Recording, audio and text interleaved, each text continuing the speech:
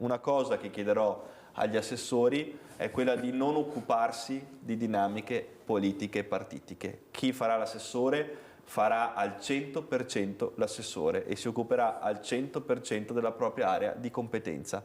Non succederà che assessori si occuperanno di beghe politiche o di cose di questo tipo. Una delle poche cose certe sul fronte giunta al momento è questa. Non sarà forse il decalogo messo nero su bianco per i candidati in campagna elettorale, ma poco ci manca ed è in linea con il percorso delle settimane precedenti al voto. Vietate le beghe politiche per i futuri assessori, si lavora sul proprio ambito e stop.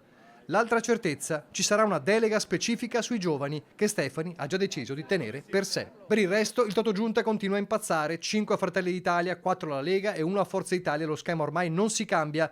Per i nomi dei meloniani, da Valeria Mantovana a Dario Bond, interlocuzione a Roma nei prossimi giorni con i vertici, dalla Premier a Donzelli. Sintomo di scarsa autonomia decisionale? Non per il neogovernatore, che assicura. Io mi confronterò con le segreterie di partito come ciascun presidente si è sempre confrontato con le segreterie dei vari partiti della coalizione da sempre.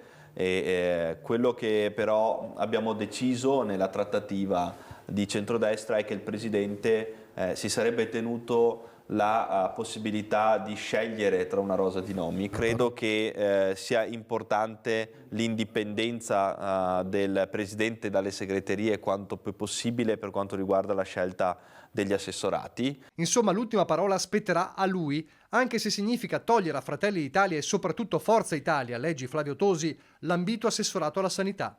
Stefani sembra quasi confermare il nome che circola da giorni, quello dell'attuale direttore generale dell'ULSS 6 e commissario dell'ULSS 1, Giuseppe Dalben. È un assessorato che si occupa di oltre l'80% del bilancio della regione del Veneto e serve una persona che conosca l'ambiente, che conosca anche quelli che possono essere i risultati delle proprie azioni, che possa prevedere anche quelle che sono delle scelte strategiche. Intanto è arrivato anche nella sezione provinciale della sua Padova il modulo della petizione lanciata dal Carroccio di Brescia che chiede di nominare Luca Zaia referente del partito per il Nord per supportare la creazione di una lega territoriale gemella a quella nazionale.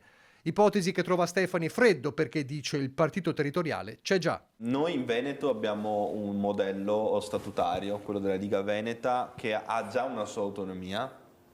Credo che l'autonomia, come sempre, vada conquistata sul campo, con idee e proposte innovative, con delle soluzioni importanti per un territorio come il nostro, che ha una forte vocazione autonomista e una forte vocazione territoriale. E quindi credo che i requisiti ci siano, ovviamente, per strutturare un partito territoriale, ma che delle forme di autonomia ci siano già e quindi vanno utilizzate quelle.